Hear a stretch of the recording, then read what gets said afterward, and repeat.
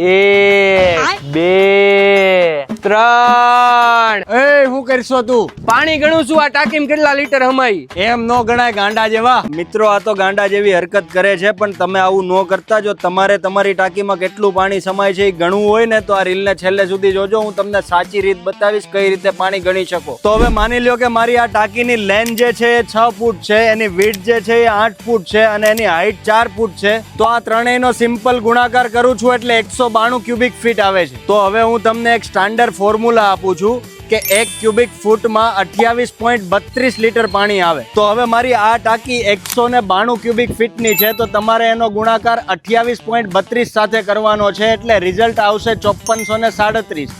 તો મારી આ ટાંકીમાં અંદાજિત 5437 લીટર પાણી સમાણું. તો ભૂરા સમજી ગયો ને હવે કઈ રીતે પાણી ગણવાનું?